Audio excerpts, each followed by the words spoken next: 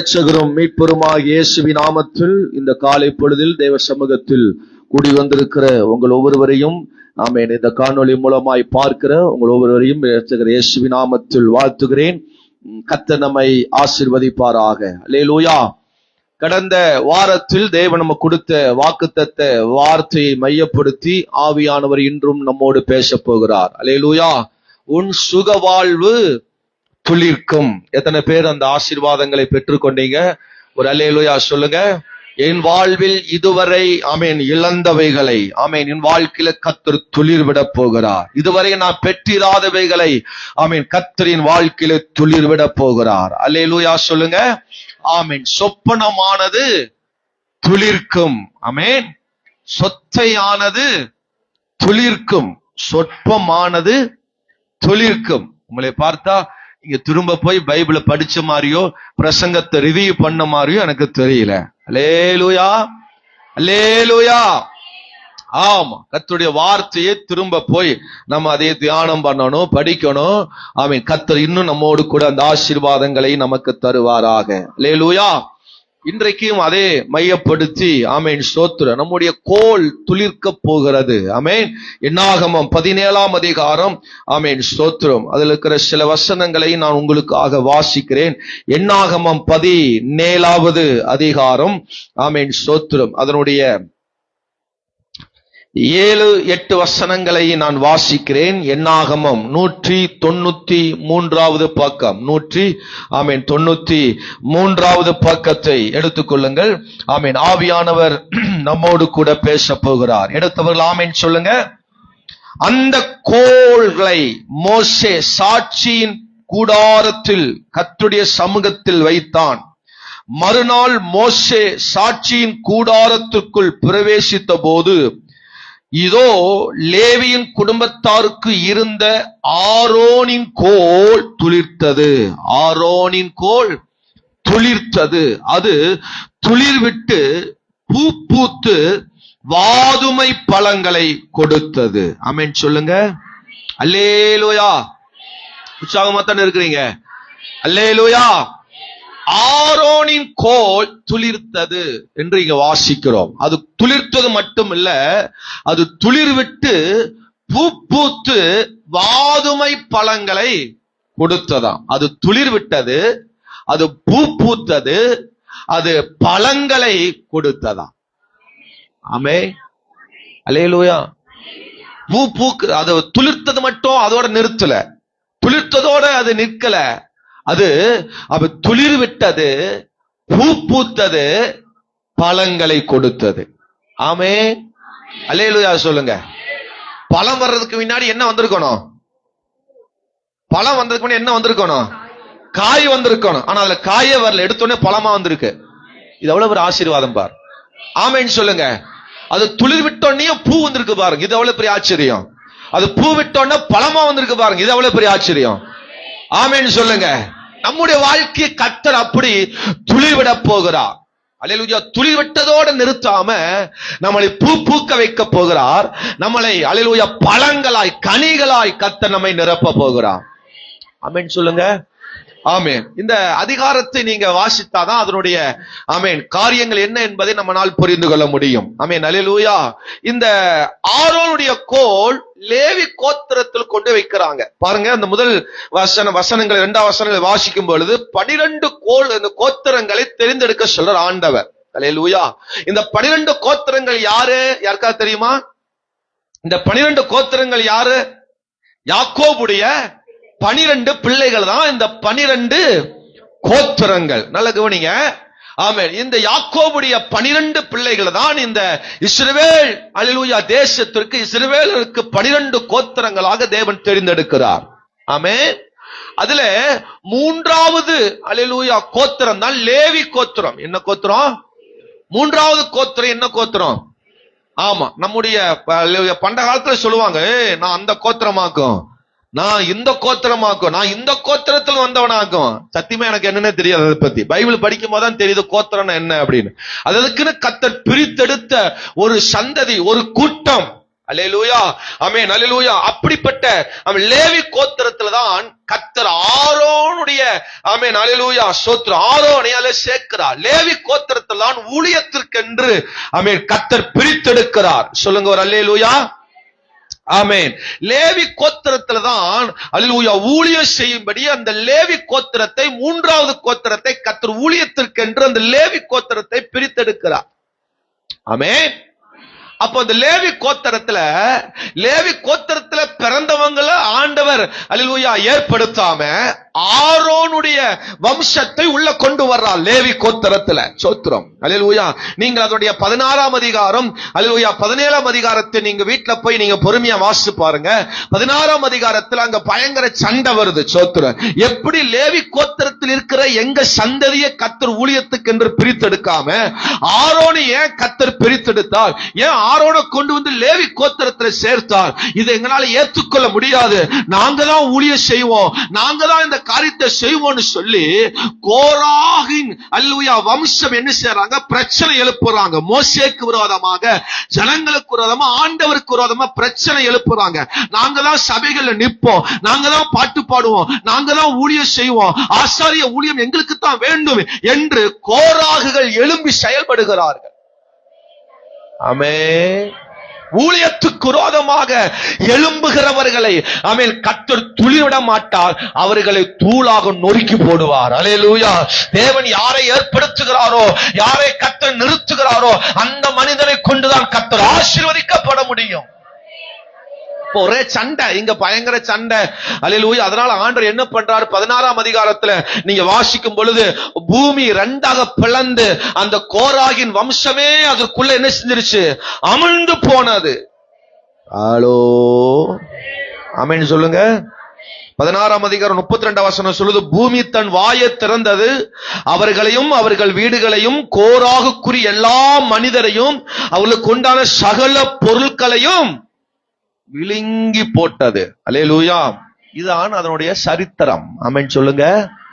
ஆமா, ஆரோனை கர்த்தர் அல்லேலூயா தெரிந்தெடுத்து கொண்டு வருகிறார். இப்ப அந்த 17ஆம் அதிகாரத்துக்கு வருவோம். 17ஆம் அதிகாரத்துல 12 கோலை, ஸ்தோத்திரம், அந்த ஒரு பெட்டிக்குள்ள, சாட்சி பெட்டிக்குள்ள வச்சு சபையில கொண்டு வைக்கிறாங்க. ஸ்தோத்திரம்.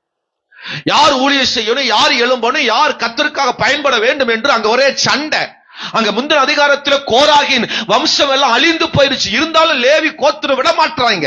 அல்லேலூயா. நாங்க விட மாட்டோம். ஆரோனுக்கு விரோதமா பொறாமைப்படுறாங்க, ஆரோனுக்கு விரோதமா எழும்புறாங்க. அல்லேலூயா.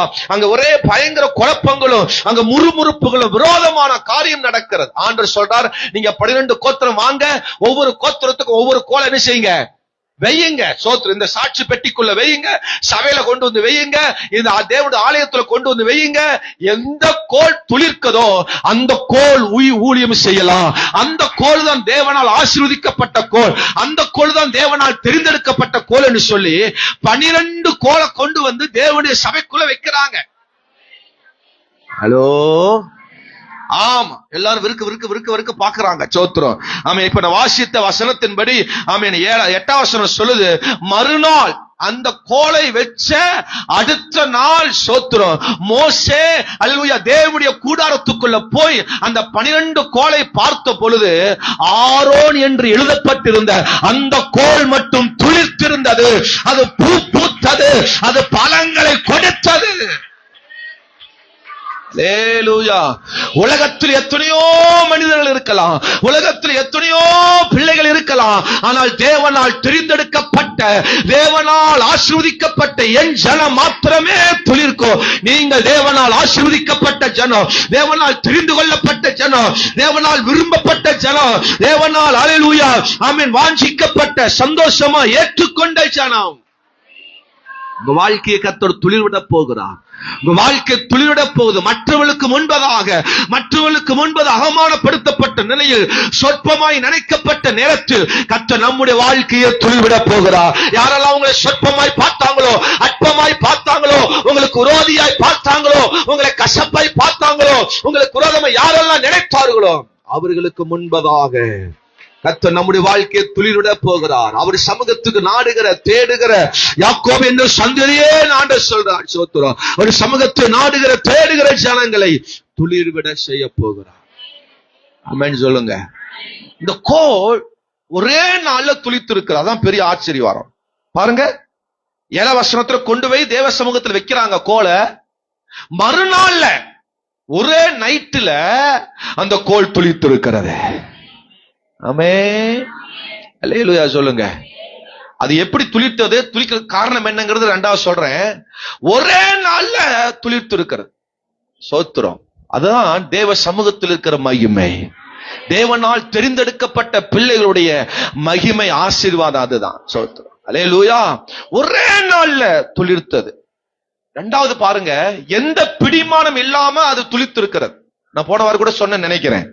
ஒரு குச்சி, ஒரு கோல், ஒரு குச்சி, ஒரு செடியிலிருந்தோ மரத்திலிருந்து உடைக்கப்பட்ட ஒரு குச்சி, அந்த கோல் எங்காவது மண்ணுல கொண்டு வைக்காம, ஒரு தண்ணி இருக்கிற இடத்துல வைக்காம, எந்த ஒரு பிடிமானம் இல்லாம அது முளைப்பதற்கு வாய்ப்பே இல்ல, அது துளிர் விடுவதற்கு வாய்ப்பே இல்ல. ஒரு ரோஸ் குச்சி, ஒரு ரோஜாவோட செடியோட குச்சிய சோத்திரம். அந்த காலத்துல எல்லாம் பிள்ளைகள் எங்க பார்த்தாலும் உடனே அந்த குச்சியை உடைச்சிட்டு வந்து, அந்த வீட்டுல இருக்கிற அந்த ரோஜா செடி வெள்ளையா இருக்கும், அந்த பூ அது சிவப்பா இருக்கும், ரோஸா இருக்கும், நல்ல பூ பூக்கும். உடனே அந்த குச்சியை வாங்கிட்டு வந்து உடைச்சு வாங்கிட்டு வந்து இங்க இருக்கிற அல்லேலூயா பிள்ளைகள் அவங்க வீட்டுல வைக்க, அதை வச்சு டெய்லியும் அதை போய் என்ன செய்வாங்க, பார்ப்பாங்க. ஒரு குச்சி உடைச்சிட்டு வந்து வீட்டுல ஒரு கவர்லயோ ஒரு மண்ணில நட்ட வச்சு, அதுக்கு மேல சாணி உருண்டை எல்லாம் கொண்டு வச்சு, அல்லேலூயா, சாணி வீட்டுல வலிக்க மாட்டாங்க, தொட மாட்டாங்க. ஆனா ரோஜா பூக்கு பூ பூக்கணுங்கிறதுக்காக கொண்டு போய் சாணி என்ன செய்ய, கொண்டு போய் அந்த ரோஜா செடியில வைப்பாங்க. ஒரு குடம் தண்ணி எடுத்து வீட்டுக்கு என்ன செய்ய மாட்டாங்க, எடுக்க மாட்டாங்க. சோத்திரம். ஆனா ரோஜா செடிக்கு என்ன செய்வாங்க, கொண்டு போய் ஊத்தி அது எப்ப துளிர் விடும், அது எப்ப அது அல்லேலூயா பூ பூக்கும் என்று அதை கவனிச்சு பார்ப்பாங்க. அல்லேலூயா. ஆமா, டெய்லியும் போய் பார்ப்பாங்க. சாணி பத்தலைன்னா இன்னும் காஞ்சி போச்சு, அந்த சாணி எடுத்துட்டு மறுபடியும் இன்னொரு சாணி கொண்டு என்ன செய்வாங்க, வைப்பாங்க. அது தண்ணி ஊத்துவாங்க, அது வருதா துளிர் விடுதா பார்த்துட்டே இருப்பாங்க. சோத்திரம். அது பல நாளுக்கு அப்புறம் தான் அது லைட் என்ன செய்யும், துளிர் விடும். ஆனால் தேவ சமூகத்தில் இருந்த கோல் மறுநாள்ல துளிர் விட்டது. எந்த பிடிமானம் இல்லாம, மண்ணு வாசனை இல்ல, ஈரம் அது மேல படல, ஈரத்தின் வாசம் கூட அது மேல இல்ல. சாதாரண ஒரு இடத்துல, ஒரு டேபிள்ல, ஒரு கண்ணாடி கூண்டுல இருக்கிற ஒரு குச்சி துளிர்த்தது. எந்த பிடிமானம் இல்லாம. உனக்கு யாருடைய தயவும் தேவையில்லை, யாருடைய அல்லேலூயா இணைப்பு தேவையில்லை. தேவனுடைய இணைப்பு, தேவ பிரசன்னம் அதுக்குள் இருந்தா போதும், அது துளிர்விடும். அல்லேலூயா. ஆமென் சொல்லுங்க. 4ஆம் வசனத்தை வாசிக்கும் பொழுது அதை கொண்டு போய் தேவ சமூகத்தில் வைக்கிறாங்க. சோத்திரம். எல்லாரும் பாக்குறாங்க. அது அன்னிசது துளிர்த்தது. அது யாராவது கொண்டு மண்ணை கொண்டு புதைச்சு வச்சாங்களா, யாராவது தெரியாம நைட்டு கொண்டு போய் ஏதாவது அதை போட்டாங்களா, ஒண்ணு இல்ல. சோத்திரம். தேவ சமூகத்தில் இருந்த மரம். சோத்திரம். 2வது, ஒரே நாள்ல அது முளைச்சது. 7-8 வசனங்களை வாசிக்கும் பொழுது ஒரு நாள் கொண்டு வைக்கிறாங்க, அடுத்த நாள் பார்க்கும் பொழுது அது துளிர் விட்டு தான். ஒரே நாள்ல தேவ பிள்ளை ஆசீர்வாதம் அப்படித்தான் இருக்கும். ஒரு நாள்ல தலைகளா கர்த்தர் மாத்திருவார். ஒரு நாள்ல கர்த்தர் உங்க வாழ்க்கையை சேஞ்ச் ஆக்கிடுவார், மாற்றத்தை கர்த்தர் உண்டாக்குவார். நம்ம கவலைப்பட தேவையில்லை, பாரப்பட தேவையில்லை, கர்த்தர் வாழ்க்கையை மாற்றி போடுவார். 9ஆம் வசனத்தை வாசிக்கும் பொழுது, அப்பொழுது மோசே கர்த்தருடைய சமூகத்திலிருந்து அந்த கோல்களை எல்லாம் எடுத்து இஸ்ரவேல் புத்திரர் எல்லாரும் காண வெளியே கொண்டு வந்தான். அவர்கள் கண்டு அவரவர் தங்கள் கோல்களை வாங்கிக் கொண்டு, எல்லாரும் கண்டு எல்லாரும் பார்க்கும்படி நம்முடைய கோல்கள் துளிர்க்க போகிறது. எல்லாரும் ஆச்சரியமாய் பார்க்கும்படி நம்முடைய கோல்கள் துளிர்க்க போகிறது. நம்மளை பார்த்து ஆச்சரியப்பட போறாங்க. அல்லேலூயா சொல்லுங்க. ஆமென் சொல்லுங்க. ஆமா, சோத்திரம். 30வது ஆண்டு விழாவில் எல்லாரும் வந்து பார்க்க போறாங்க. ஆமா, சோத்திரம். இந்த பயம் பாரு, சோத்திரம். ஆமா, அப்படி அவங்க கண்ணுல பார்க்க போறாங்க. சோத்திரம். ஆமா, இவன் பாரு, ஆமென் சோத்திரம், எப்படி எல்லாம் அல்லேலூயா வளர்த்திட்டான், எப்படி எல்லாம் நடத்துறான் பாரு, எப்படி எல்லாம் இங்க ஆசீர்வாதம் இருக்கு பாரு, அப்படி எல்லாரும் கண்கள் பார்க்க போகிறது. சத்துருவின் கண்கள் வெட்கப்பட போகிறது. நமக்கு விரோதமா இருந்த மனுஷனுடைய பார்வை எல்லாம் கர்த்தர் அவமாக்க போகிறார். அல்லேலூயா. ஆமென் சொல்லுங்க. இந்த சபையிலே நீ இருந்த, இந்த சபை விசுவாசியா நீ, ஐயோ நீ பாக்கியம் பெற்றவர் அப்படின்னு நிறைய பேர் சொல்லத்தக்க கர்த்தர் நம்முடைய வாழ்க்கையில துளிர்விட போகிறார். ஒரு ஆளும் கையும் தட்ட மாட்டேங்க, ஆமென் சொல்ல மாட்டு. ஆமென். அல்லேலூயா. நாலாவது அந்த 10ஆம் வசனத்தை வாசிக்கும் பொழுது ஆமீன், அப்பொழுது கர்த்தர் மோசேயை நோக்கி, ஆரோனின் கோல் அந்த கலகக்காரருக்கு விரோதமாக அடையாளமாகும் பொருட்டு அதை திரும்பவும் சாட்சி பெட்டிக்கு முன்னே கொண்டு போய் வை. இப்படி அவர்கள் எனக்கு விரோதமாக முறுமுறுப்பதை ஒளிய பண்ணுவாய். ஒரு அல்லேலூயா சொல்லுங்க. சத்துருக்கள் ஒளிந்து போகும்படி நம்ம வாழ்க்கையை கர்த்தர் துளிர்விட போகிறார். அல்லேலூயா. உனக்கு விரோதமா எழும்பின சத்துருக்கள் அவர்கள் ஒளிந்து போக போறாங்க. உனக்கு விரோதம் எழும்பின கூட்டங்கள், விரோதிகள், கலகக்காரர்கள் ஒளிந்து போகத்தக்க உங்க வாழ்க்கையில கர்த்தர் துளிர்விட போகிறார். அல்லேலூயா. ஆமா, ஸ்தோத்திரம். அப்போ எந்த பிடிமானம் இல்லாம துளிர்த்தது, ஒரே நாள்ல துளிர்த்தது. அப்புறம் ஆமென், அல்லேலூயா, எல்லாரும் காணும்படி, எல்லாரும் பார்க்கும்படி அது துளிர்த்தது. ஆமென். சத்துருக்கள் ஒளிந்து போகும்படி ஆமென், அது துளிர்த்திருந்தது. அல்லேலூயா சொல்லுங்க.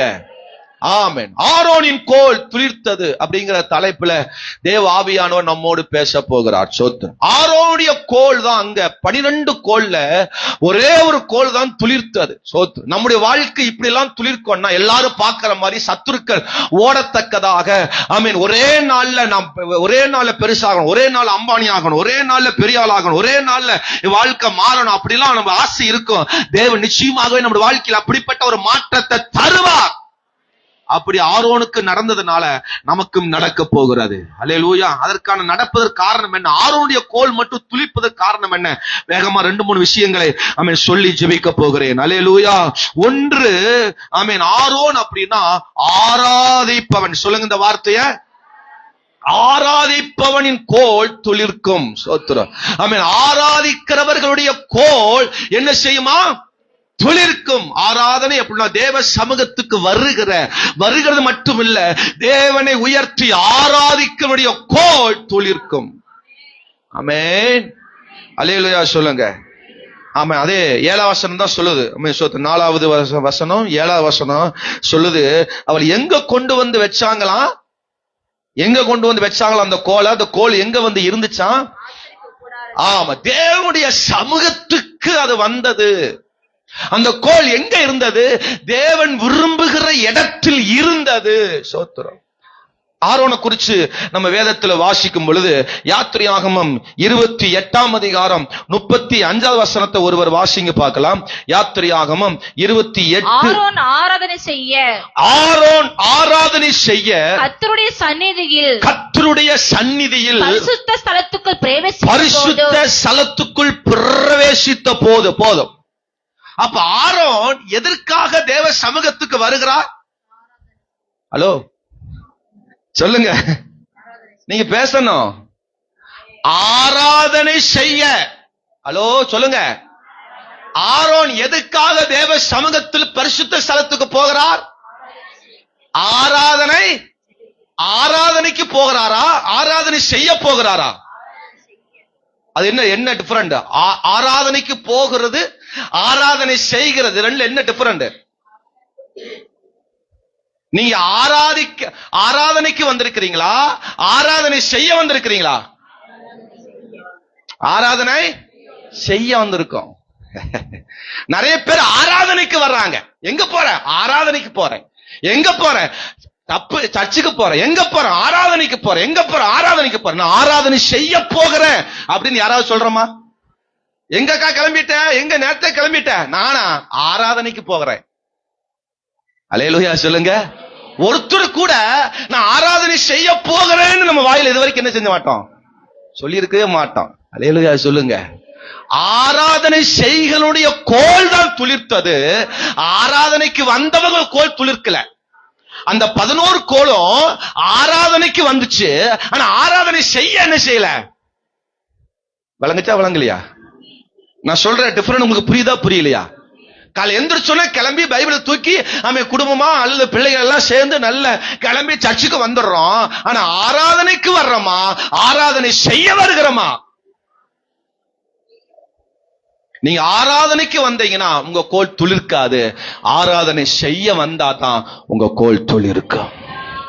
ஆரோனை குறிச்சு வேதம் சொல்லுது, அவன் ஆராதனை செய்ய கர்த்தருடைய சமூகத்திற்கு அவன் பிரவேசித்த போது. அல்லேலூயா சொல்லுங்க. நீங்க இந்த யாத்திராகமம் 28ஆம் அதிகாரத்துல நீங்க ஃபர்ஸ்ட்ல இருந்து வாசிங்கன்னா, ஆரோன் தான் அன்னைக்கு ஆசாரியனா இருந்தான். சபையினுடைய பாஸ்ட் யாரு தான்? ஆரோன். அப்போ சபைக்கு போகும்பொழுது எப்படி ட்ரெஸ் போடணும், அந்த ட்ரெஸ்ல என்னெல்லாம் இருக்கணும் அப்படின்னு ஒரு பெரிய லிஸ்டே போற. இது பழைய ஏற்பாடு. ஆமென் சொல்லுங்க. அல்லேலூயா சொல்லுங்க. ஆமா, நீங்க அதெல்லாம் வாசிங்கன்னா அது பயங்கரமா இருக்கும். சோத்திரம். அவன் நல்ல நீண்ட அங்கி போடணும். ஆமீன். அதெல்லாம் ஆமா, பொட்டுக்கிட்டு எல்லாம் வச்சுக்கணும். அதுல நல்ல தங்கம் இருக்கணும், படிக கற்கள் இருக்கணும், அதுல அல்லேலூயா சோத்திரம் அப்படின்னு நிறைய அங்க விஷயத்த பொன்னினால அங்க இருக்கணும், ஆமா தங்கத்தினால் அங்க இருக்கணும், வெள்ளியினால அலங்கரிக்கப்பட்டிருக்கணும், அப்படி எல்லாம் சொல்லும். அதனாலதான் இன்னைக்கு இருக்கிற முட்டாள் பசங்க, முட்டாள் ஊழியக்காரங்க, ஆமீன் அல்லேலூயா, ஆரோன் அன்னைக்கு அங்கி போட்டார், அன்னைக்கு ஆரோன் சிலுவ மாட்டினார், பிசப்பா இருந்தார் அப்படின்னு சொல்லி நிறைய முட்டாள் ஊழியக்காரங்க இன்னைக்கு ஜிப்பா சாரி ஆமீன் நல்ல அங்கிய போட்டுட்டு ஆமென் அல்லேலூயா ஊரெல்லாம் ரோட்டை கூட்டி திரிறாங்க. அல்லேலூயா சொல்லுங்க. ஆமென் சொல்லுங்க. எதற்காக தேவன் அதை ஏற்படுத்தினார், அது புதிய ஏற்பாடு காலத்துல அது ஏன் அதை ஆண்டவர் அதை இது பண்ணினார் அப்படிங்கறதெல்லாம் நம்ம என்ன செய்யறது இல்ல, படிக்கிறது இல்ல. அல்லேலூயா ஆமென் சொல்லுங்க. ஆமா சரி விடுங்க, அது எதுக்கு நமக்கு அந்த காரியம், நம்ம காரியத்துக்கு போவோம். சோத்திரம். அல்லேலூயா.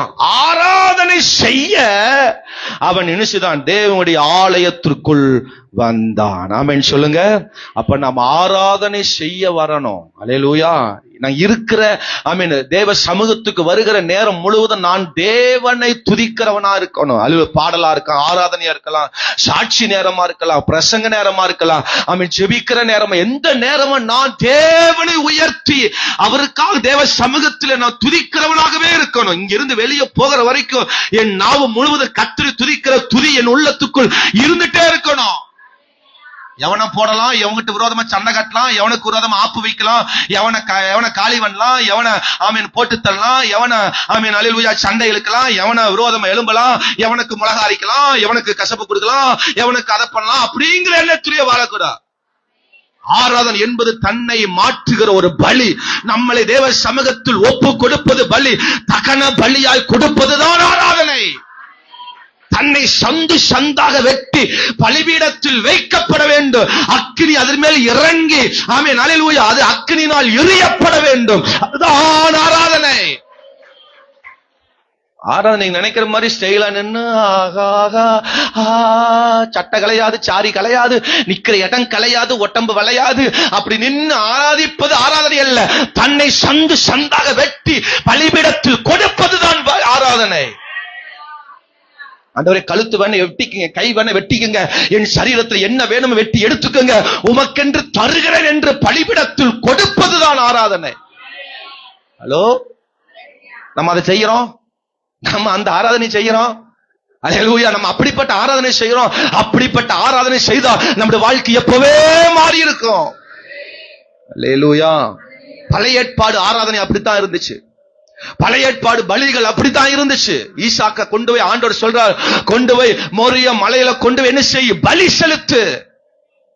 மகனை அல்லது ஒரே மகன் 100 வயசுல தேவன் கொடுத்த ஒரு பிள்ளை கொண்டு போய் பலிபீடத்தில் கட்டையெல்லாம் அடுக்கி கொண்டு போய் கையும் கால கட்டி பலிபீடத்துல மகனை போட்டாரு. உன் மகனை உன் பிள்ளைகளை பலிபீடத்துக்கு நேராக கட்டி கொடுக்கணும். ஹலோ ஆமென் சொல்லுங்க. போன வாரம் போட்ட போல இன்னைக்கு நிறைய பேர் வரலன்னு நினைக்கிறேன். ஆமென் சொல்லுங்க. தன்னை பலியாக கொடுக்கணும். உங்க பிள்ளைகளை, உங்க குடும்பத்தை, ஆமென் வாழ்க்கைய தேவனுக்கென்று கொடுக்கணும். அப்பதான் ஆண்டவர் சொல்றாரு, நீ என் சொல்லுக்கு கீழ்ப்படிந்தபடினால் உடனே வாட்சியை பார்த்து நேரம் ஆயிருச்சு என்று வாட்சியை பார்க்கிறோம். எப்படி கர்த்தர் நம்மை ஆசீர்வதிக்க முடியும்? நான் தான் என் கண்ணு எல்லா பக்கம் பாக்குமே. அல்லேலூயா சொல்லுங்க. நீ என் சொல்லுக்கு கீழ்ப்படிந்தபடினால் நான் என்ன செய்ய போறேன், உன்னை உன் சந்ததியை நான் ஆசீர்வதிக்க போகிறேன். அல்லேலூயா சொல்லுங்க. ஏன் என்று கேள்வியெல்லாம் கேட்க கூடாது. ஏன் அப்படி செய்றீங்க அப்படிலாம் நம்ம தேவ சமூகத்தில் கேட்க கூடாது. ஆபிரகாம் அது கேட்கல, உடனே கொண்டு போய் பிள்ளைய பலி செய்தான் உண்மையான ஆராதனை. காலையில் வீட்டுல கிளம்பும் போதே சொல்லணும், ஆண்டவரே நல்ல அருவாளை தீட்டிக்கிங்க, நான் போன வாரம் பயங்கர தப்பு பண்ணிட்டேன், தவறு பண்ணிட்டேன், பேசிட்டேன், என் வாயை வெட்டுங்க, முதல்ல என் வாயை வெட்டுங்க, நான் அதுக்குதான் ஆராதனைக்கு வர்றேன். அப்படி வர்றோம். ஆண்டவரே இன்னைக்கு பாஸ்டர் ஒன்னும் பேசிடக்கூடாது, ஆண்டவரே நீ முழுவி அனுப்பணும், மாவு கோதுமை போட்டு நல்ல கழுவி என்னை அனுப்பணும். அவன் சொல்லுங்க, சத்தமா ஒரு அல்லேலூயா சொல்லுங்க. எனக்கு விரோதமா எந்த வார்த்தையும் வந்துடக்கூடாது. ஐயோ, வந்துச்சுன்னா என்னால பொறுக்காது. என்னை குறிச்சு பாஸ்ட் குற்றம் கண்டுபிடிக்க கூடாது. ஆமே, நம்ம ஜெபம் என்னெல்லாம் ஜெபம் பண்ணக்கூடாது அதெல்லாம் ஜெபம் பண்ணிட்டு வரும். ஆமே சொல்லுங்க. போன வாரம் நான் அப்படி பேசணும்னு எதிர்பார்க்கவே இல்லை. சோத்திரம். ஆண்டவர் என்னமோ அப்படியெல்லாம் பேச வச்சுட்டார். நான் ஆசீர்வாதம் தான் சொல்லிட்டு அப்படியே முடிக்கணும்னு நினைச்சேன் நான். ஆமென், அல்லேலூயா. ஆனா கர்த்தர் அதெல்லாம் அல்லேலூயா பல விஷயங்கள் எல்லாம் பேச வச்சார். எதுக்குன்னு தெரியல. சோத்திரம். ஆமென் சொல்லுங்க. நம்ம தேவனுக்கு பலியாக ஒப்பு கொடுத்தாவே அது மிகப்பெரிய ஆசீர்வாதம். அல்லேலூயா சொல்லுங்க. எனக்கு ரொம்ப பிடிச்ச அந்த வசனம், என் சொல்லுக்கு நீ கீழ்ப்படிந்தபடினா, நீ எனக்கு பயந்ததினால். அல்லேலூயா. ஆமென். 22:12 நினைக்கிறேன். ஆமென். நீ தேவனுக்கு பயந்ததினால், நீ எனக்கு பயந்ததினால், நீ என் சொல்லுக்கு கீழ்ப்படிந்தபடினால், ஆமென், நான் உன் சந்ததியை வானத்து நட்சத்திரங்களை போல பூமியின் அழிவு கடற்கரை மணல திரளான ஒரு சந்ததி நான் உனக்கு தருவேன்னு சொல்லி இருக்கிறார். அல்லேலூயா சொல்லுங்க. தானியேல் பாருங்க, சாத்ராக் ஆபத்நேகோ பாருங்க. ஆமென், அல்லேலூயா. தானியேலுக்கு வந்த மாதிரி சட்டம் நமக்கு வந்திருந்ததுன்னா, ஐயோ ஆத்தாடி போதுமடா சாமி, வீட்டிலே இருந்துக்குமடா மாமி அப்படின்னு இருந்துக்குவோம். அல்லேலூயா சொல்லுங்க. ஆமா, சோத்திரம். அல்லேலூயா. தானியேல் 6:10 சொல்லப்படுகிற, தானியேல் வென்றால் அந்த பத்திரத்தில் கையெழுத்து வைக்கப்பட்டது என்று அறிந்த போதிலும் தன் வீட்டுக்குள் போய் தன் மேல் அறையில் எருசலேமுக்கு நேராக பலகணிகள் திறந்திருக்க அங்கே தான் முன் செய்து வந்தபடி தினம் 3 வேளை தேவனுக்கு முன்பதாக முழங்கால் படியிட்டு தேவம் பண்ணி ஸ்தோத்திரம் செலுத்தினார். அல்லேலூயா. இது எங்க தெரியுமா? தானியேல் ஜெபம் பண்றது எங்க தெரியுமா? எங்க? அவங்க வீட்டு மாடியிலையா? ஹலோ, தானியேல் ஜெபம் பண்றது எங்கன்னு கேக்குறேன். எங்க ஜெபம் பண்றாரு? பாபிலோன்ல. எங்கீங்க? பாபிலோன்ல, சத்துருக்கள் தேசத்துல. அங்க ஆலயம் கிடையாது, சபை கிடையாது. இஸ்ரவேல் ஜனங்களை அல்லேலூயா சிறையிருப்பு பிடிச்சிட்டு போயிட்டாங்க. தானியேலும் தேவ பிள்ளைகள் சாத்ராக் ஆபத்நேகோ தேவனுடைய பிள்ளைகள் எல்லாம் இடிச்சு கூட்டிட்டு போயிட்டாங்க அடிமைகளாக. ஆமென், அல்லேலூயா. சிறையிருப்புக்காக அவர்களை கடத்தி கொண்டு போயிட்டாங்க. அவங்க வீட்டுல இஸ்ரவேல் தேசத்துல நல்ல ஆராதனை பண்ணுவாங்க, நல்ல வீட்டை நல்ல துதிச்சவங்க, நல்ல சபையில போய் கர்த்தரை ஆராதிச்சவங்க. இப்போ ஊர் விட்டு ஊர் கொண்டு வந்துட்டாங்க. இங்க போய் ஜெபம் பண்றதுக்கு அது துதிப்பதுக்கு வேற எந்த ஆலயம் அங்க இல்ல. கர்த்தரை துதிக்கிற இடம் அங்க இல்ல. ஒரு சபையில போய் ஜெபம் பண்ணலாம், ஒரு சபையில போய் பாட்டு பாடலாம், எங்காவது ஆராதனை கலந்து கொள்ளலாம் அப்படிங்கிற வாய்ப்பு அங்க எங்கேயுமே இல்ல. எல்லாம் நேபுகாத்நேச்சருடைய அந்த சட்டம் தான். ஒரு சபை கிடையாது, வீட்டு சபை ஒண்ணும் கிடையாது. அங்க தேவன் ஆராதிப்போம் அந்த தேசத்துல எங்கும் கிடையாது. அவன் சொல்றதான் சட்டம், அவன் சொல்றதான் நடக்க எல்லாமே. அப்படிப்பட்ட இடத்துல கூட தானியேல் என்ன பண்ணினாராமா? ஹலோ, என்ன பண்ணினாரு? ஜெபம் பண்ணினார். இது எட்டி பார்த்து ஒருத்தன் பார்த்திருக்கான் பாருங்க. கீழே 11 வசனம் சொல்லுது. ஆமென். அப்பொழுது அந்த மனுஷர்கள் கூட்டம் கூடி தானியேல் தன் தேவனுக்கு முன்பதாக ஜெபம் பண்ணி விண்ணப்பம் பண்ணுகிறதை கண்டார்கள். அடுத்த வசனத்துல போய் ராஜாவிட்ட போய் என்ன செய்றாங்க? சொல்றாங்க, ராஜாவே உமக்கு முன்பதாக நான் அதை சொல்றேன். ஆமென், அல்லேலூயா. உண்மை என்று வேற யாரையும் மனுஷரை யார் ஒரு காரியத்தை விண்ணப்பம் பண்ணினா அவனை சிங்க கவியில போட வேண்டும் என்று சட்டம் பிறப்பித்து இருந்தோம். அவர்கள் என்ன செய்றாங்க? இப்படி உமக்கு விரோதமாக அவங்க துதிக்கிறாங்க, ஜெபம் பண்றாங்க, போய் அவளுக்கு விரோதமா போட்டு கொடுக்கறாங்க. அப்படின்னா அர்த்தம் என்ன? மற்றவர்கள் பார்த்து என்னை என்ன நினைத்தாலும் அதுக்காக என்ன தண்டனை கிடைச்சாலும் பரவாயில்ல, நான் ஆராதிப்பதை ஜெபிப்பதை நான் நிறுத்த மாட்டேன் என்று அவர்கள் வைராக்கியமாய் அவர்கள் ஆராதித்தாங்க, ஜெபம் பண்ணினாங்க. அல்லேலூயா. அடுத்த ஆமென் ஸ்தோத்திரம். கீழே வாசிக்கும் பொழுது ஸ்தோத்திரம், தானியேல் தூக்கி சிங்க கவியில போட்டாங்க. அவங்க எல்லாம் சுத்தி இருந்த மனுஷர் எல்லாம் அவனுக்கு விரோதமா பேசுறாங்க, தூக்கி சிங்க கவியில போட்டாங்க. அவன் அடுத்த நாள் அல்லேலூயா ராஜாவுக்கு ராத்திரி எல்லாம் தூக்கம் வரல. காலையில விடிய காலை ஆமீன் அல்லேலூயா விடிய காலத்துல ஆமீன் கிழக்கு வெளுக்கும் போது ராஜா எழுந்திருந்து சிங்க கவியில தீவிரமாய் போனான். 19 வசனம் சொல்லுது, அவன் தீவிரமாய் போய் அங்க அழகா சொல்றாரு பாருங்க. ஆமீன் அல்லேலூயா. 20 வசனத்தில் அழகா சொல்றாரு, நீ இடைவிடாமல் ஆராதிக்கிற உன் தேவன் உன்னை சிங்கங்களுக்கு தப்புவிக்க வல்லவரா இருந்தாரா என்று தானியேல் இடத்தில் கேட்டார். ஹலோ, இவன் அறையில ஜெபம் பண்றது அரண்மனையில கூட கேட்டிருக்கு. அரண்மனையில் இருக்கிற ராஜா கூட இவன் ஆராதிப்பதை பார்த்திருக்கிறாரு. இவன் ஜெபம் பண்ணுவதையும் ஆராதிப்பதும் அரண்மனையில் உள்ள ராஜா கூட இவனை கவனிச்சிருத்து இருக்கிறாரு. ஹலோ, நம்ம ஆராதிப்பது, ஆமென், அல்லேலூயா, அநேகர் பார்க்கணும், தெரிந்து கொள்ள வேண்டும். அல்லேலூயா. அவர்களுக்குத்தான் தேவன் அவங்க கோலை துளிர்க்க வச்சார். அவங்க வாழ்க்கை தான் கர்த்தர் துளிர்க்க வச்சார். ஆமென் சொல்லுங்க பார்க்கலாம். அடுத்த அல்லேலூயா ஸ்தோத்திரம் 3ஆம் அதிகாரத்தில் வாசிக்கும் போது சாத்திரமே சாபத்தினே கோவ கூட, ஆமென், இந்த பொற்சிலையை ராஜா நிறுத்தின அந்த சிலையை வணங்கன்னு சொன்னாங்க. அதை கூட அவர்கள் நினைச்சுதாங்க, நீ விடுவித்தாலும் விடுவிக்காம போனாலும் நாங்க நீ நிறுத்தின இந்த பொற்சிலையை நாங்க வணங்க மாட்டோம். நாங்கள் எங்க தேவனை தான் ஆராதிப்போம். என்ன நடந்தாலும் பரவாயில்ல, நீ தூக்கி தீயில போட்டாலும் பரவாயில்ல, நாங்கள் எங்கள் தேவனைத்தான் ஆராதிப்போம். வைராக்கியமாய் ஆராதித்தார். நீங்கள் ஆராதனை செய்யுங்க. ஆராதனைக்கு வர்றது முக்கியம் இல்ல, ஆராதனை செய்கிறவர்களாய் நீங்க மாறணும். எந்த இடத்திலும் நீங்க ஆராதனை செய்கிறவர்களாய் மாறணும். அந்த அவருடைய கோல் தான் துளிர்க்கும். எத்தனை பேர் அல்லேலூயா சொல்ல போறீங்க? சத்தமா ஒரு அல்லேலூயா சொல்லுங்க. என்ன சட்டம் வரட்டும், என்ன வரட்டும், ஆராதிப்பதை நிறுத்தக்கூடாது. அல்லேலூயா. இங்க நம்ம அந்த கொரோனா காலத்துல லாக்டவுன் போட்டாங்க. ஆராதிக்க யாரும் வர முடியல. நமக்கெல்லாம் இதாண்டா வாய்ப்பு. அழகா ஆஹா ஆஹா, காலையில 8 மணிக்கு கிளம்ப வேண்டாம், குளிச்சு கிளம்ப வேண்டாம், இன்னும் 10 மணி வரைக்கும் தூங்கலாம். பாஸ்ட் ஏதோ செல்லலதான் வீடியோ போடுறாரு, அதை எப்ப வேணா பாத்துக்கலாம் அப்படின்னு இழுத்து பிடிச்சி ஆமே நல்ல ஹாயா இருந்தோம். சோத்திரம், சந்தோஷமா இருந்தோம். சோத்திரம். ஆனா நாங்க ஆராதனை என்ன செய்யல, நிறுத்தல. நேற்றுக்கிழமை யாரும் வீட்டை விட்டு வெளியே என்ன செய்யக்கூடாது, போகக்கூடாது. ஆனா இங்க சில பிள்ளைகள் வந்து ஆராதிக்க வந்தாங்க. ஆமைன்னு வர மாட்டேன். அல்லேலூயா சொல்லுங்க. எங்கனால ஆராதனையை நடத்த வராம இருக்க முடியாது அப்படின்னு ஆராதனைக்கு என்ன செய்தாங்க, சிலர் வந்தாங்க. நாங்க ஒரு சிலரா இருந்தாலும் விடுதலையோடு ஆராதித்தோம். ஆமென்னு சொல்லுங்க. ஆராதனை எங்கனால என்ன செய்ய முடியாது, நிறுத்த முடியாது. ஆராதனை எங்க வாழ்க்கையில அது உயிர் மூச்சு. பாருங்க, லூக்கா 2ஆம் அதிகாரத்துல ஒரு தாய் 36, 37 சத்தமா வாசிங்க பார்க்கலாம். லூக்கா 2ஆம் அதிகாரம் 36, 37.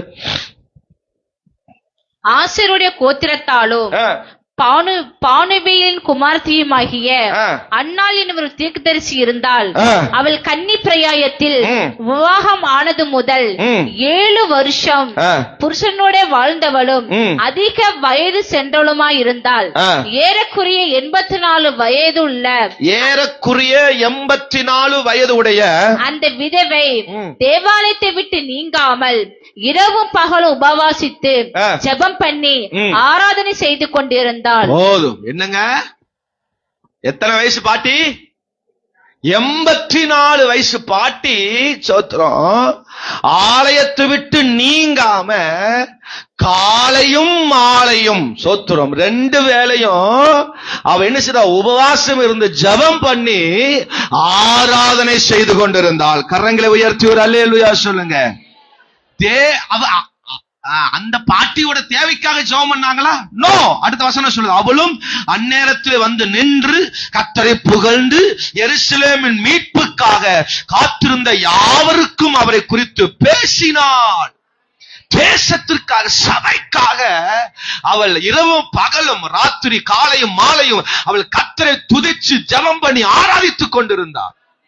இடைவிடாமல். அதான் முக்கியம். அல்லேலூயா சொல்லுங்க. ஆமென் சொல்லுங்க. ஒரு நேரம் நம்ம சபைக்கு வர்றதே பெருசு. ஆமாவா இல்லைங்களா?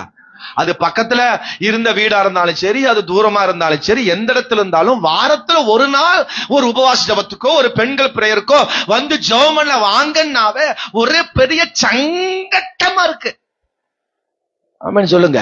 ஐயோ நான் ஜெபிக்கணும், ஐயோ நான் நல்ல எப்ப எனக்கு அந்த வியாழக்கிழமை வரும், எப்ப அந்த வெள்ளிக்கிழமை வரும், எப்ப அந்த உபவாச நாள் வரும், அந்த தாகம் இல்ல. ஐயோ வந்துருச்சா வெள்ளிக்கிழமை, ஐயோ போகாம இருந்தா பாஸ்ட் வேற ஏதோ உடனே போன் பண்ணி என்னை போட்டு டாஸ் அடிச்சிடுவாரு, அதுக்கு வேண்டி போய் நம்ம மண்டைய நீட்டிடணுமே அப்படிங்கிற மாதிரி சில பேர் வர்றது. நான் வந்து உங்களைய சொல்லல, பொதுவா சொல்றேன். அல்லேலூயா சொல்லுங்க. சிலருக்கு என்ன நாள் வந்தாலும் பிரச்சனை இல்லை, நான் நானாகவே இருக்கிறேன், நான் நானாகவே தான் வாழுவேன், நான் நானாகவே தான் இருப்பேன் என்று சில பேர் இருப்பாங்க. அல்லேலூயா சொல்லுங்க. இந்த பாட்டி, வயசான பாட்டி தேவ சமூகத்தில் விலகாமல், ஆமென் அல்லேலூயா, அவர் விட்டு விலகாமல் இரவும் பகலும் அவள் ஆராதனை செய்து கொண்டிருந்தார். ஆலயத்தை விட்டு நீங்காதவர். என்ன நடந்துச்சு தெரியுமா? வாழ்க்கை துளிர் விட்டுச்சு. எப்படி துளிர் விட்டுச்சு தெரியுமா? இயேசுவை முதல் பார்த்த அல்லேலூயா பெண்களிலே இந்த அன்னாள் மாத்திரம்தான். ஹalleluya சொல்லுங்க பார்க்கலாம். ஆமென் அல்லேலூயா. மேய்ப்பர்கள் பார்த்தாங்க.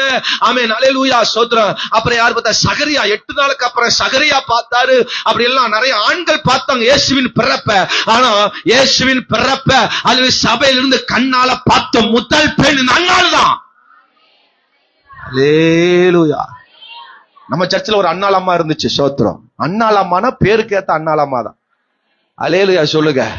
என்னமோ அண்ணாள்னு பேர் இருக்கிறவங்க அப்படித்தான் இருப்பாங்க போல நமக்கு தெரியல. சோத்திரம். எப்படியே எங்க அப்பா அண்ணாள்னு பேர் வச்சார் அந்த அம்மாவுக்கு. சோத்திரம். ஒரு ஜபத்தை விடாதுங்க. அந்த அம்மாவுக்கு எப்ப சபைக்கு வந்ததோ அப்ப இருந்து அந்த அம்மாவுக்கு ஆஸ்மா வியாதி. சோத்திரம். நான் சொல்றது அவன் 88 இருந்து நான் சொல்லிட்டு இருக்கிறேன். 88, 89, 1988, 89 சேத்துமடையில் உள்ள காலத்தில் இருந்து அந்த அம்மா அப்பதான் சபைக்கு வர ஆரம்பித்தது. ஆஸ்மா நோய். புருஷன் கைவிட்டு போயிட்டாரு. அன்னைக்கு அவன் வாழ்க்கை இழந்துருச்சு. பிள்ளை குட்டிகள் இல்ல. சொந்தக்காரெல்லாம் உதறி விட்டாங்க. எப்ப ஆலயத்துக்கு அந்த அண்ணாளம்மா சபையில கால் வச்சதோ அன்னை முதல் எந்த ஜபத்தையும், செவ்வாய்க்கிழமை பிரேயர் இருந்துச்சு, வியாழக்கிழமை பிரேயர் இருந்துச்சு, வெள்ளிக்கிழமை பிரேயர் இருந்துச்சு, ஆமா என்ன பிரேயர், சனிக்கிழமை நம்ம காத்திரை ஜபம் இருந்துச்சு. அல்லேலூயா. அன்னைக்கு ரேட்டு தங்குவாங்க. அன்னைக்கு அந்த அம்மா தங்கிக்கும். அவன் வாரத்துல எல்லா நாள் பிரேயரும் அட்டெண்ட் பண்ணும். ஒரு மழை குளிர், ஆமென், ஒரு கிளைமேட், ஒரு சூழ்நிலையும் பார்க்காது. வெடுக்கு வெடுக்கு வெடுக்கு கொடை கூட இல்லாம நினைச்சிட்டு கூட வரும். நான் பல முறை திட்டி இருக்கிறேன் அந்த அம்மாவை. ஆமா, அப்படி திட்டி இருக்கிறேன் அந்த அம்மா பண்ற சில சேட்டைக்கெல்லாம். ஆமா, ஆனாலும் நான் நினைப்பேன் அடுத்த முறை இந்த அம்மா வரவே வராது. ஞாயிற்றுக்கிழமை இப்படி பேசின பேச்சுக்கு அந்த அம்மா ஞாயிற்றுக்கிழமை சர்ச்சுக்கு வராது அப்படி நினைப்பேன். முதலாள பைய தூக்கி பாய்ச்சிட்டு சோத்திரம்னு வரும். ஐயோ, அந்த அம்மா போடுற சோத்திரத்துல இருக்கிற எல்லா கசப்பும் ஓடியே போயிடும். பாஸ்டமாக்கு அவங்களுக்கு ஏதாவது ஒரு வார்த்தையில் ஏதாவது ஒரு சின்ன கசப்பாயிரும். அவங்களுக்கு பேசி சங்கரம் ஆயிரும். சோத்துரும். அடுத்த நாள் அதுக்கு ஞாயிற்றுக்கிழமை காலை இறங்கி வந்தோன்னா பாஸ்டமா எங்கேயும் தான் தேடும். உள்ளுக்குள்ள எந்த கசப்பு பாறை எதுவுமே இருக்காது. சண்டை கட்டும். அது பேசுறது பிடிக்காது நிறைய பேருக்கு. அந்த அம்மாவுடைய கேரக்டர் எல்லாம் அப்படித்தான் இருந்தாலும் அந்த அம்மா சபையும் ஆராதனையும் ஒன்னையும் மிஸ் பண்ணாது. சாகர வரைக்கும் எல்லா ஜபத்திலும் அட்டன் பண்ண ஒரே தாய்னா அந்த அம்மா தான். அன்னாள் அம்மா. வேதத்தில் உள்ள இந்த அன்னாள் அம்மா தான். அவர்களுக்கான துளிர் விட போகிறது. அவர்களுக்கான துளிர், அவர்களுக்கான ஆசீர்வாதம், அவர்களுக்கான நன்மை, ஆமென் அல்லேலூயா, உண்டானது. அல்லேலூயா சொல்லுங்க பார்க்கலாம். அப்போ ஆரோனின் கோல் துளிர்ப்பதற்கு காரணம் என்ன? எல்லாரும் சொல்லுங்க. ஆராதிக்கிற ஆரோன். சொல்லுங்க ஒரு அல்லேலூயா. இரண்டாவது ஆரோனை குறிச்சு இரண்டாவது ஒரு விஷயத்தை பார்ப்போம். ஆமென் அல்லேலூயா. என்னாகம 17ஆம் அதிகாரம் 6வது வசனத்தை வாசிக்கும் பொழுது, வாசிங்க சத்தமா.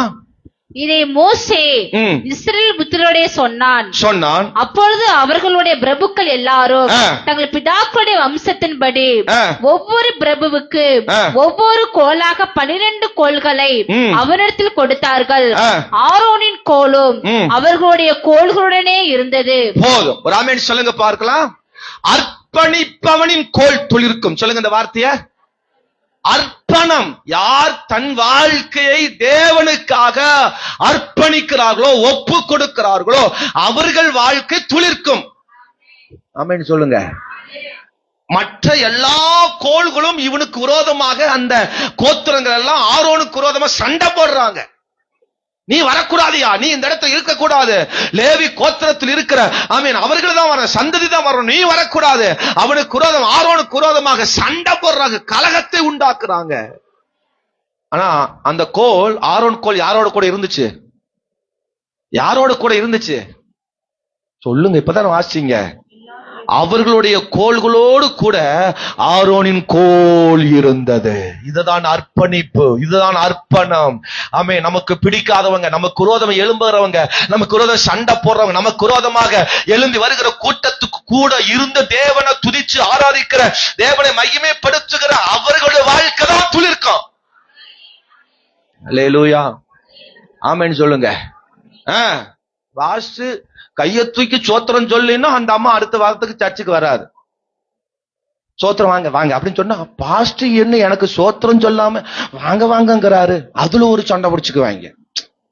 ஒரு ஆமென் சொல்லுங்க. பாஸ்டமா யார்த்தையாவது பேசிட்டு இருப்பாங்க, இன்னொரு ஆத்மா வரும், பாஸ்டமா நான் போயிட்டு வரணுங்க.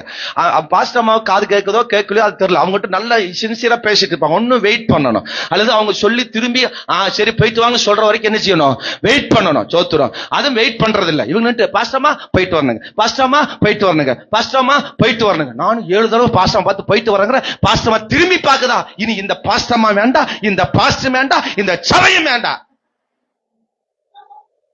அர்ப்பணிப்பு இருக்கா நமக்கு? அர்ப்பணம் இருக்கா நமக்கு? ஒரு அல்லேலூயா சொல்லுங்க. சின்ன பாஸ்டமா அங்க போகுது, இங்க வருது, அங்க போற இங்க போறாங்க, என்னை மட்டும் கண்டுக்கிறதே இல்ல. ஆமென் அல்லேலூயா. ஒரு அர்ப்பணம் இருக்கா? ஆமென் அல்லேலூயா. ஒரு தேவ சமூகத்தில் வந்திருக்கிற பிள்ளைகளுக்கு ஒரு அல்லேலூயா அர்ப்பணம். தேவ சமூகத்துல தேவனை பார்க்க வந்த மனுஷனை பார்க்க வரல, நான் தேவனை பார்த்துட்டேன் சோத்திரம் ஆமென் அல்லேலூயா அப்படிங்கிற ஒரு வாஞ்சதாகம் இருக்கா? இல்ல. சோத்திரம். அடுத்த ஒரு வேத பகுதி வாசிங்க. யாத்திராகமம் 4ஆம் அதிகாரம் 27ஆம் வசனத்தை வேகமா வாசிங்க பார்க்கலாம். யாத்திராகமம் 4ஆம் அதிகாரம் 27 முதல் அப்படி வாசுவாங்க. கர்த்தர் ஆரோனை நோக்கி, நீ வனாந்திரத்தில் மோசேக்கு எதிர்கொண்டு போ என்றார். நீ வனாந்திரத்திலே மோசேக்கு எதிர்கொண்டு போ என்றார். அவன் போய் தேவ பர்வதத்தில் அவனை சந்தித்து அவனை முத்தம் செய்தான். அப்பொழுது மோசே தன்னை அனுப்பின கர்த்தருடைய சகல வார்த்தைகளையும் அவன் தனக்கு கட்டளையிட்ட சகல அடையாளங்களையும் ஆரோனுக்கு தெரிவித்தான். மோசேயும் ஆரோனும் போய் இஸ்ரவேல் புத்திரரின் மூப்பர் எல்லாரையும் கூடி வர செய்தார்கள். கர்த்தர் மோசேக்கு சொல்லி சகல வார்த்தைகளையும் ஆரோன் சொல்லி ஜனங்களின் கண்களுக்கு முன்பாக அந்த அடையாளங்களையும் செய்தான். ஒரு அல்லேலூயா சொல்லுங்க. இப்போ கர்த்தர் ஆரோனை அழைக்கிறார், ஊழியத்துக்கு அழைக்கிறார். மோசே கூட போ சொல்லி அழைக்கிறார். சோத்திரம். மோசே இப்ப எங்க இருக்கிறாரு? அது தெரிஞ்ச பாஸ் நாங்க இங்க இருக்கிறோம். மோசே மாமனார் வீட்டில் இருக்கிறார், மீதியான் தேசத்தில் இருக்கிறார். எங்க இருக்கிறாருங்க சொல்லுங்க? மீதியான் தேசத்தில். அல்லேலூயா. மாமனார் வீட்டில் இருக்கிறார் மோசே. சோத்திரம்.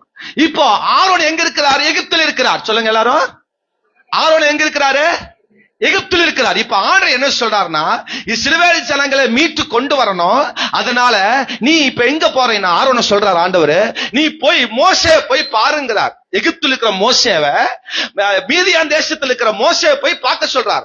ஆரோனுக்கு கோபம் வந்திருந்ததுன்னா, ஆண்டவரே உமக்கு ஏதாவது மண்டையில அறிவு இருக்கா? சோத்திரம். ஆமே, நமக்கு தேவை எகிப்துல தான் மோசே வரணும். நான் எதுக்கு போய் எகிப்துல இருந்து எதுக்கு மீதியான் தேசத்துல போய் மோசேயை பார்க்கணும்? மரியாதையா மோசே இங்க வர சொல்லுங்க, நான் சந்திச்சுக்கிறேன், பேசிக்கிறேன், ஊழியம் செஞ்சுக்கிறேன் அப்படின்னு சண்டை போடல. யாரு சண்டை போடல? ஆரோன் சண்டை போடல. ஏசப்பா சொன்ன காரியத்துக்கு சரிங்க ஆண்டவரே, ஓகேங்க ஆண்டவரே, அப்படியே பண்ணிடுங்க ஆண்டவரே, ரைட்டுங்க ஆண்டவரேன்னு கிளம்பி போனார். நம்ம இந்த ஓகேவையும் இந்த சரிங்க சொல்றதெல்லாம் நம்ம எஜமானுகிட்ட தான், நம்ம ஓனர்கிட்ட தான். சரிங்க ஓகேங்க பண்ணிடலாங்க. ஊழியக்காரனோ பாஸ்டர் சொல்லிட்டாருனா, நாங்க தான் கிடைச்சோமாக்க. இத்தனை பேர் இருக்கிற இடத்துல நாங்களும் கிடைச்சமாக்க. என்ன ஜோசுவா? ஹலோ ஆமேன்னு சொல்லுங்க. இப்ப நான் சொல்றத பார்த்தா பாஸ்டர் என்னைத்தான் சொல்லிட்டார் போல இருக்கு அப்படின்னு உங்களுக்கு மனசு தோணலாம். ஹலோ, அப்படி தோணுனா அதுக்கு நான் காரணம் இல்லை. ஒருவேளை நீங்களா கூட இருக்கலாம், இல்லாம கூட இருக்கலாம். சொல்லுங்க. மோசே ஆரோன் எந்த மறுப்பும் சொல்லல. அப்படிங்களா ஆண்டவரே, நான் மீதி எந்த போடுமா, மோசையை பார்க்கணுமா, நான் போறேனுங்க ஆண்டவரே, பஸ் காசுங்க இல்லைங்க, ஒண்ணுமே இல்லைங்க அப்படிலாம் கேட்கல. நடந்தாது நான் போயிருவேனே. ஏன்னா கர்த்தர் சொன்ன வார்த்தை, தேவன் சொன்ன திட்டம், தேவன் சொன்ன ஊழியம், தேவன் சொன்ன காரியம் என்று அவன் கிளம்பி போனான். கர்த்தர் சொன்ன சகல காரியத்தையும் இஸ்ரவேல் ஜனங்களுக்கு முன்பதாக மோசே ஆரோன் இணைந்து அற்புத அடையாளங்களை செய்தார்கள். இவர்கள் கோல் தான் துளிர்க்கும். எந்த மறுப்பு சொல்லாம, எந்த கோபப்படாம, எந்த சண்டையும் கட்டாம, எந்த காரியம் பண்ணாம தேவனுக்கு கீழ்ப்படிந்து ஒரு காரியத்தை செய்யணும் பாருங்க, உங்க வாழ்க்கை துளிர்க்கும். அல்லேலூயா சொல்லுங்க, ஆமென் சொல்லுங்க. நாங்க பைபிள் காலேஜ் படிச்சுட்டு இருக்கும் போது புல்லு வெட்டிட்டு இருப்போம். என்ன சார் கூப்பிட, கண்ணாடி போட்டு தம்பி இங்க வாப்பாம்பார். சொல்லுங்க சார், என் பாத்ரூம் கொஞ்சம் அழுக்கா இருக்கு, கழிட்டு வாம்பார். அப்படிங்களா, கழுவுறங்க. வாடன் இந்த பில்லு வெட்ட சொன்னாருங்க. பரவாயில்ல நான் சொல்லிக்கிறேன், நீ இப்ப என் பாத்ரூமை கழுவும்பார். ஹலோ, பாத்திரம் கழுவிட்டு இருப்போம். இன்னொரு சார் கூப்பிடுவாரு, என்ன பண்ற சார்? பாத்திரம் கழுவிட்டோம். பாத்திரம் கழுவிட்டு நாங்க சாப்பிட்ட பிளேட்ல கழுவும் பார். ஹலோ, ஆமென் சொல்லுங்க. நான் சாப்பிட்ட பிளேட் எல்லாம் போய் கழுவி வையும் பார். பில்லு வெட்டியாச்சு, கக்குசு கழுவியாச்சு, அடுத்து என்ன பண்ணணும்? நான் சாப்பிட்ட பிளேட்ல சுத்தி இருக்கிற சோத்தை கூட எடுத்து போடாம கை கழுவிட்டு அப்படியே எழுந்து போற கேசாக்கு நானு. அல்லேலூயா சொல்லுங்க. யாரோ சாப்பிட்ட பிளேட் எல்லாம் கழுவுனேன், யாரோ போன பாத்ரூம்ல நான் கழுவுனேன். அல்லேலூயா சொல்லுங்க. யாருக்காக, எதுக்காக? இத வீட்டுல எங்க அப்பாவே எங்க அம்மா சொல்லியிருந்தாங்கன்னா பயங்கரமா சண்டை கட்டியிருப்பேன். என்ன என்னை போய் நீங்க இதை பண்ற சொல்லிக்கலான் இருப்பேன். ஆனா ஊழியம் கர்த்தருக்குரியது. அல்லேலூயா சொல்லுங்க. அதெல்லாம் செஞ்சனாலதான் நாங்க இப்ப அந்த ராம்நாட்ல ஒரு 1.5 வருஷமா அங்க இருந்தோம். அப்ப அங்க சிக்கலுங்கிற ஏரியால இருந்தோம். 7 பேர் எங்க கூட 6 பேர், நம்ம என்னோட சேர்த்து 7 பேர். நான் தான் அதுக்கு லீடர், பொறுப்பு எனக்கு நான் தான். நைட் எல்லாம் சாப்பிட்டு எல்லாம் பாத்திரம் மட்டும் எல்லாம் 7 பேர் பசங்க எப்படி புழங்கிருப்பேன்னு, சாப்பாடு பழங்குறது எப்படி புழங்கிருப்பேன்னு தெரியும். வீட்டுல ஆண்களோ பசங்களோ வீட்டுல நம்முடைய பாத்திரம் புழங்கிருந்தாங்க எப்படி புழங்குவான்னு சிலருக்கு தெரியும். எங்க மனைவி அடிக்கடி சொல்லுவாங்க, சின்ன பாசமா சொல்லுவாங்க, ஐயோ நீங்க ஒரு நாள் உங்களுக்கு கிச்சன்ல விட்டா எல்லாம் நாரடிச்சிருங்க, பாத்திரத்தை எல்லாம் ஏகப்பட்ட பாத்திரம் ஆகும்பாங்க. சோத்திரம். இப்படிதான் ஆண்களுடைய புழக்கமா இருக்கும். 7 பசங்க எப்படி புழங்கிருப்பாங்க பாத்துக்கங்க. சோத்திரம். நைட்டு எல்லாரும் அவசரத்தால் சாப்பிட்டு போட்டு எல்லாம் அப்படியே போட்டு தூங்கிடுறது. காலையில ஒருத்தரும் காலை எந்திரிக்க மாட்டான். எழுப்புனாலும் நமக்கு தான் பிரச்சனை, அட்டி நமக்கு தான் என்ன செய்யும்? மரியாதை வேலையை பார்த்துட்டு போன்றுவாங்க. சோத்திரம். பசி வேற பயங்கரமா கிள்ளி எடுக்கும். சோத்திரம். அல்லேலூயா. பாருங்க, காலை எந்திரிச்சு அப்படியே பாத்திரம் இவ்வளவு தூரம் குமிஞ்சு கிடக்கும். ஒவ்வொரு சட்டியெல்லாம் 7 பேர் சாப்பாடு செய்யறது எவ்வளவு பெருசா இருக்கும். ஆண்கள், வெறும் ஆண்கள் மட்டும் சாப்பிடுற சட்டி எவ்வளவு பெருசா இருந்திருக்கும். அவ்வளவு பெரிய சட்டி, கறி சட்டியா இருக்கும். எல்லாம் கழுவுன. கழுவும் போதெல்லாம் எனக்கு வீட்டு ஞாபகம் வரும். ஐயோ, நம்ம தட்டு கூட கழுவாம நம்ம எத்தனை நாள் டிமி கொடுத்தோம். இன்னைக்கு பாரு, நூற்றுக்கணக்கான தட்டு பாத்திரம் கிடக்கு. எனக்கு பிடிக்காத என்ன தெரியுமா? ரசம் இன்னைக்கு நல்லா இருக்கும், சாப்பிடும். ரசக்குண்டா இன்னைக்கு நல்லா இருக்கும். நாளைக்கு அந்த ரசக்குண்டாவை என்னால ஜீர்ணிக்க முடியாது, பக்கத்துல கூட என்னால போக முடியாது. இன்னைக்கு நல்லா இருக்கு ரசக்குண்டா, நாளைக்கு எப்படி இருக்கும்? அது பயங்கர ரசமா இருக்கும். ஐயோ, அதெல்லாம் கழுவும் போது எனக்கு வந்த அர்ப்பணிப்பு, அதுலதான் நான் உருவாக்கப்பட்டேன், அதுலதான் நான் உடைக்கப்பட்டேன், அதுலதான் நான் என் வாழ்க்கைய தேவனுக்கென்று முழுமையாக தந்தேன். ஒவ்வொரு நாள் காலையில் நான் பாத்திரம் கழுவும் போதுதான் என் வாழ்க்கையை நான் உடைத்தேன். ஆமென் சொல்லுங்க. என் சின்ன பாசமா சொல்லுவாங்க, நீங்க அன்னைக்கு அதை பண்ண இதை பண்ண நீங்களே, இன்னைக்கு ஏன் நீங்க ஒண்ணும் செய்ய மாட்டீங்கம்பாங்க. அதுக்குதான் கர்த்தர் உன்னையே கொடுத்துட்டாரு. ஆமென் சொல்லுங்க. அல்லேலூயா சொல்லுங்க பார்க்கலாம். ஒவ்வொரு வேலை செய்யும் பொழுது நான் உடைக்கப்பட்டேன். நான் மறுப்பு சொல்லல, நான் செஞ்சு ஆகணுங்கிற கடமைகளோட அன்னைக்கு செஞ்சேன். ஆனா அந்த ஒவ்வொரு செய்யும் போதெல்லாம் நான் தேவ சமூகத்தில் உடைக்கப்பட்டேன். என் மாம்சத்தை உடைச்சேன், என் வாழ்க்கையை உடைச்சேன். அல்லேலூயா சொல்லுங்க. ஒரு சாப்பாடு வைக்க தெரியாது, ஒரு குழம்பு வைக்க தெரியாது. நான் தான் முக்காவாசி குழம்பு வச்சிருக்கிறேன். நான் தான் அன்னைக்கு சாப்பாடு முழுவதும் நான் தான் ஆக்கி இருக்கிறேன். நைட்டு ஃபுல்லா நான் தான் சாப்பாடு ஆக்குவேன். அல்லேலூயா. கூட்டாஞ்சோறு ஆக்க தெரியும். ஆமே, நான் சாம்பார் சாப்பாடு ஆக்க தெரியும். அல்லேலூயா. என்ன பிரியாணி அங்கதான் பழகினேன். எல்லா அல்லேலூயா சாப்பாடு வகைகள் அங்கதான் பழகினேன். புளிக்குழம்பு முதல் அங்கதான் பழகினேன். நான் இன்னைக்கு வரைக்கும் எல்லா புளிக்குழம்பும் எனக்கு வைக்க தெரியும். ஆமேன்னு சொல்லுங்கப்பா. இன்னைக்கு மனைவி இல்லாட்டும் சரி, அம்மா இல்லாட்டும் சரி, தனியா என்னால சமையல் பண்ணி சாப்பிடுறதுக்கு ஆமேன் அல்லேலூயா சொல்லுங்க.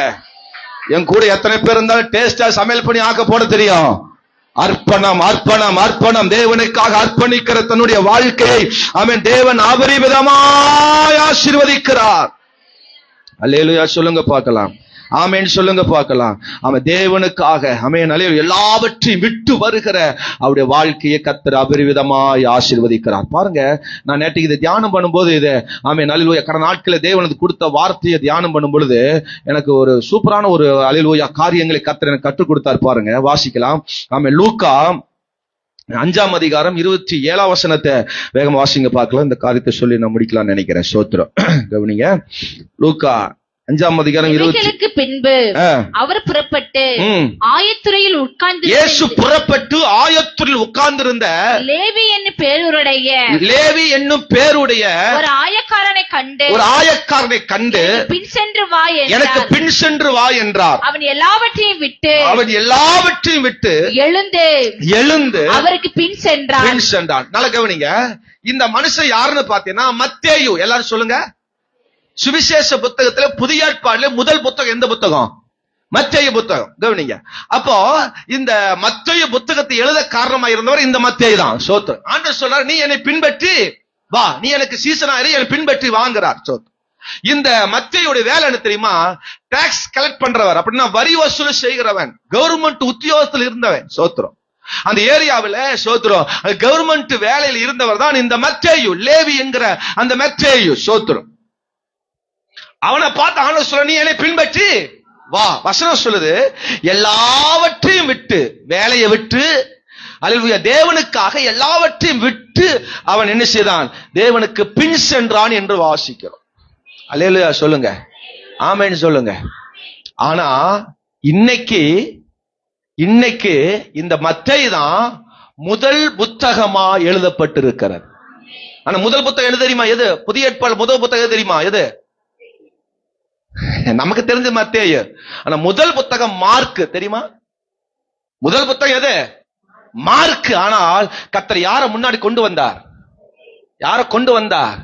மத்தேயு கொண்டு வந்தார். சரித்திர புத்தகத்துல முதல் புத்தகம் மார்க், புதிய ஏற்பாடுல. சோத்திரம். அல்லேலூயா. ஆனால் மார்க்க பின்னாடி தள்ளி கர்த்தர் மத்தேயு முன்னாடி கொண்டு வந்தார். காரணம் என்ன தெரியுமா? தேவனுக்காக தன்னுடைய வேலை, கவர்மெண்ட் வேலை கூட அதை விட்டு தேவனுக்காக எல்லாவற்றையும் விட்டு வந்தார். அல்லேலூயா சொல்லுங்க. நம்ம சபையில ஒரு காரியம் நடக்குது, தேவனுக்காக ஒரு காரியம் நடத்த போறோம் அப்படின்னா நம்மளால கொஞ்ச நேரம் பர்மிஷன் போட முடியல, ஒரு நாள் லீவு போட முடியல, ஒரு நாள் நம்ம தேவனுக்காக அந்த காரியத்தை ஒதுக்க முடியல. நம்ம காரியம் தான் பெருசுன்னு ஓடுறமே, நம்மை கர்த்தர் துளிர்விட செய்வாரா? இல்ல இப்படிப்பட்ட மத்தேயுக்களை கர்த்தர் துளிர்விட செய்வாரா? அல்லேலூயா சொல்லுங்க. ஓனரு திட்டுவாருங்க, ஓனரு பேசுவாருங்க. ஆமா, ஐயோ பாஸ்டர் கூட அட்ஜஸ்ட் பண்ணிடலாம், ஆனா ஓனர் அட்ஜஸ்டே பண்ண முடியாதுங்க, ஐயோ என்னால முடியாதுங்கன்றோம். உன் வாழ்க்கை துளிர்க்குமா? எல்லாவற்றையும் விட்டு வந்த மத்தேயு வாழ்க்கை துளிர்க்குமா? அடுத்த நிலைக்கு எங்க போகணும் தெரியாது, அடுத்த குடும்பத்தை எப்படி போஷிப்பன்னு தெரியாது. பெரிய கலெக்டர், அவர் பெரிய ஒரு பொறுப்பு வேலை, கவர்மெண்ட் வேலை. ஆமீன். அப்பேற்பட்ட பெரிய பொறுப்பை விட்டு தேவனுக்காக வந்த அவருடைய வாழ்க்கை அர்ப்பணிப்பு. தேவனுக்காக விட்டு வர்றோம் பாருங்க. சொந்தக்காரன், சடங்குக்காரன், உன்னுடைய எல்லா காரும் கூப்பிடதான் செய்வாங்க. நேற்றுக்கிழமை பார்த்தா எல்லாம் பண்ணுவாங்க. ஓனர் நேற்றுக்கிழமை பார்த்தா கூப்பிடுவோ, நீ எனக்கு வேலை கொடுக்காம போ, நான் என் தேவனை ஆராதிக்கணும், தேவனை தவிர வேற ஒன்று என்ன தேட மாட்டேன், விட்டு வாழ்ந்து பாருங்கள், அவருடைய வாழ்க்கை கர்த்தர் துளிர்விட செய்வார். ஒரு அல்லேலூயா சொல்லுங்கப்பா. தேவன் எனக்கு 2 விஷயத்தை சொன்னார். ஆரோனுடைய கோல் துளிர்ப்பதற்கு காரணம், ஒன்று ஆராதிக்கிற ஆரோன். ஆமென் சொல்லுங்க பார்க்கலாம்.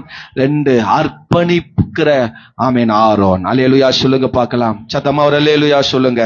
எல்லாரும் கண்ணை மூடி நம்ம ஜெபிக்க போகிறோம். ஆவியானவரே, அப்பா உம்முடைய சமூகத்தில் எங்களை ஒப்பு கொடுக்கிறோம் ஆண்டவரே, எங்களுடைய சமூகத்தில் ஆண்டவரே ஒப்பு கொடுக்கிறோம். நான் எங்க கோல் துளிர்க்கணும்னா நாங்க நல்லா ஆராதிக்கிறவங்களா இருக்கணும். எல்லாரும் அப்படி எழும்பி நின்று ஆமென் தேவ சமூகத்துல ஜெபம் பண்ண போகிறோம். எல்லாரும் எழும்பி நில்லுங்க பார்க்கலாம். உற்சாகமா தேவ சமூகத்துல நம்ம கேட்ட நல்ல வார்த்தையின்படி அப்பா அல்லேலூயா, என் கோல் துளிர்க்கணும், என் வாழ்க்கை துளிர்க்கணும் ஆண்டவரே. அப்பா ஆரோனுடைய கோல் துளிர்த்தது காரணம் என்ன?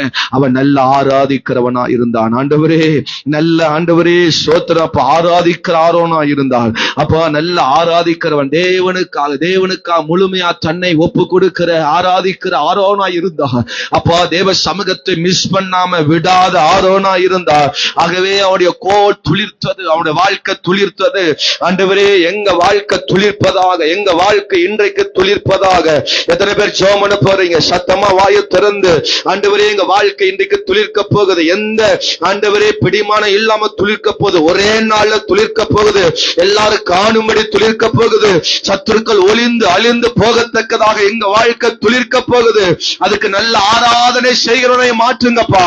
எத்தனை பேர் கேட்க போறீங்க? நல்ல ஆராதனை செய்கிறவனாய் மாற்றுங்கப்பா, அர்ப்பணிக்கிறவனாய் மாற்றுங்க ஆண்டவரே. பிறத்த சண்டை போட்டு எனக்கு விரோதம் இயல்புல சண்டை போட்டு என் வாழ்க்கையை மாற்றாம நான் இப்படியே வாழ்ந்துட்டு இருந்தா என் வாழ்க்கை ஆண்டவரே அப்பா துளிர்க்காது, என் வாழ்க்கை துளிர்க்காது, என் வாழ்க்கை துளிர்க்காது. என் வாழ்க்கை துளிர்ப்பதற்கு ஏதாவது ஒன்று செய்ய வேண்டுமே அப்பா, என்னை ஆசீர்வதிங்கப்பா. இந்த